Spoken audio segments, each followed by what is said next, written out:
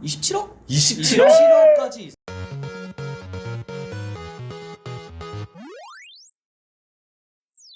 안녕하세요. 저는 티어리 연구원을 활동하고 있는 이시훈입니다. 네, 안녕하세요. 저 티오리에서 연구 활동하고 있는 이준오라고 합니다. 안녕하세요. 티오리에서 연구활동하고 있는 송상준이라고 합니다. 이번 주제는 해커가 대체 어떻게 돈을 버는가. 이제 크게 세 가지 정도가 있을 것 같네요. 일단 첫 번째로 버그 바운티, 그 다음에 대회 같은 데 나가서 이제 상금 받는 거, 그 다음에 세 번째로는 이제 회사에 취직을 해서 돈을 버는 거. 총 이렇게 세 가지 정도로 나뉠 수 있겠죠. 세 가지 중에서 첫 번째 버그 바운티부터 얘기를 좀 해볼까요? 버그 바운티는 쉽게 말해서 현상금 사냥이라고 볼 수 있겠는데요. 프로그램을 분석을 해서 프로그램의 취약점이나 프로그램을 공격하는 코드를 회사에 제보를 해서 그거에 해당하는 포상을 받는 제도입니다. 그러면 버그 바운티를 하는 회사 중에 대표적으로 어떤 회사가 있을까요? 삼성이나 구글, 애플 같은 큰 기업들이 있죠. 대표적으로 그렇게 큰 기업들이 버그 바운티를 운영을 하고, 그렇게 큰 기업들뿐만 아니라 취약점을 중간에서 제보를 받아서 제보를 대신 해주는 그런 회사들도 있습니다. 대표적으로는 GDI라고 제로데이 이니시에이티브라는 팀이 있습니다. 그러면 버그 바운티 프로그램을 하면은 최소 어느 정도 금액부터 최대 얼마까지 받을 수 있는 건가요? 최소는 잘 모르겠어요. 최소 5만 원 봤어. 5만 원. 5만 원? 야, 5만 원이 5만 원도 큰 돈이지. 5만 원 정도부터 최대는 어느 정도까지 있을까? 뭐 27억? 27억까지 있었던 걸로 아는데 하나로 바꾸면은 기업에서 연 바운티 제보 절차가 간략하게 어떻게 되나요? 제가 참여한 기업 같은 경우는 상시로 그 취약점 포상 제도를 운영했기 때문에 상시로 제출을 받고 있고요. 이 취약점은 얼마, 뭐 다른 취약점은 얼마 이렇게 금액이 정해져 있죠. 기업 내에서 자체로 운영하는 버그 바운티는 보고서를 제출하는 웹사이트가 따로 있는데 그 경로를 통해서 취약점의 보고서를 제출한 다음에 기다리면은 거의 기업에서 그 답변이 와요. 이 취약점을 인정해 주겠다 아니면 인정해 주지 않겠다. 그래서 인정이 안 되면은 뭐 어쩔 수 없는 거고 인정이 되면 취약점을 패치한 다음에 패치가 다 되면 보상금을 지급해 주기도 합니다. 그럼 인정되지 않는 경우는 뭐가 있나요? 취약점이 맞긴 맞는데 공격에 사용될 수 없거나 그 영향 정도가 미미하면은 취약점을 인정 안 해주는 경우도 있고, 또 아니면은 다른 사람이 먼저 제보를 해서 중복되는 경우도 인정이 안 될 수가 있더라고요. 그 GDI는 제가 알기로 중개업체 같은 느낌인데 기업에 직접적으로 제보하는 거랑 좀 절차가 다른 게 있나요? 아까 말씀해주신 방식이랑은 비슷해요. 이제 메일로 보고서를 제출할 때 GDI 같은 경우는 보안을 엄청 중요시해서 이제 메일을 암호화해서 보내지 않으면은 그 취약점을 받지 않아요.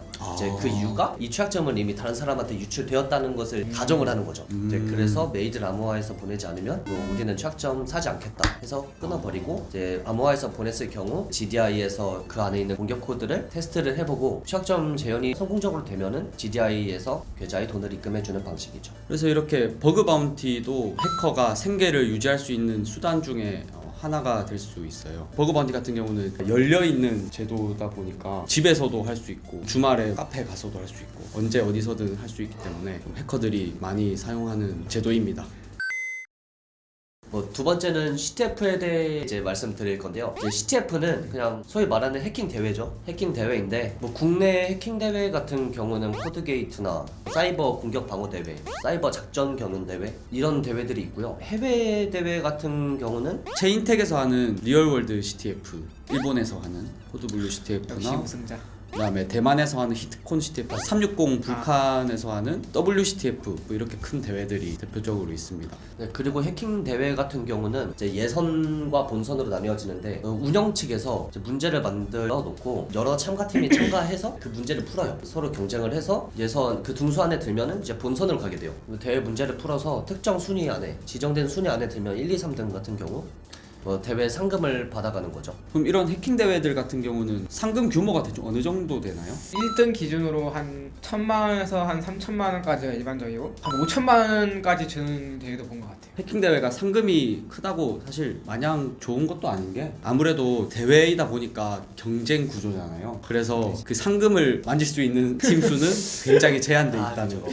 그래서 돈벌이 수단으로 하기에는 난이도가 너무 높다. 정해진 시간 안에서 최상급 해커들이랑 교류하기 진짜 때문에 그 해외 유명 대회 같은 경우는 세계적으로 유명한 해킹팀이나 해커들이 참여를 하기 때문에 더욱 수상을 하기가 힘들죠. 전 세계를 여행하러 다니면서 1등을 휩쓰는 그런 사람들도 있더라고요. 여기. 여기 이제 사장님.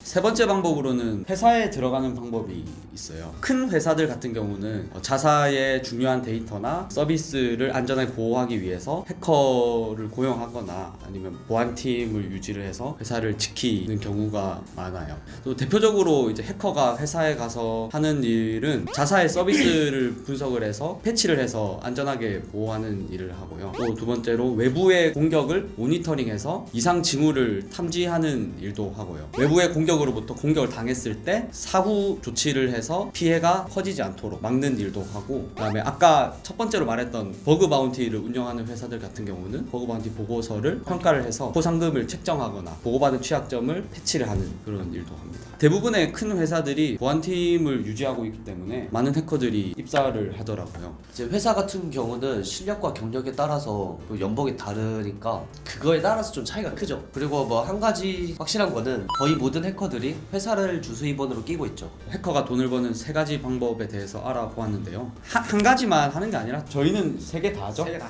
그렇죠. 다 할 수 있어. 시올이라서 간단히 얘기긴 한데 여기 네, 사장님. 그리고 뭐 상근을 흔들어 주세요. 저희가 앞서 말했던 이런 세 가지의 방법은 좋은 해커들, 착한 해커들이 합법적으로 돈을 버는 방법이고, 우리 지금부터 말씀드리는 방법들은 나쁜 해커들, 불법적인 해커들이 돈을 버는 방법에 대해서 좀 말씀드릴 건데, 지금부터 말씀드리는 방법은 절대 따라해서도 안 되고 시도해서도 안 되는 방법들이라는 점 숙지해 주셨으면 좋겠습니다. 첫 번째 유형으로는 암시장에 공급해서 파는 그런 유형입니다. 보통 암시장 같은 경우는 좀 합법적인 버그 바운티 프로그램보다 제시하는 금액이 훨씬 높기 때문에 거기에 유혹 당해서 파는 해커들이 있습니다. 그리고 세금도 안 내잖아요. 세금도 안 내죠. 탈세. 탈세. 네.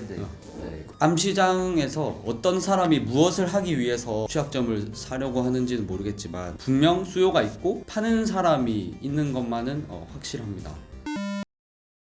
두 번째 유형은 우리가 흔히 하는 게임의 핵을 제작해서 사람들에게 파는 행위가 있죠. 에임핵이나 뭐 월핵 같은 핵들이 있죠. 이런 핵들을 제작해서 판매하고 배포하는 행위, 그리고 구매해서 사용하는 행위는 모두 불법이니까 절대 하시면 안 됩니다.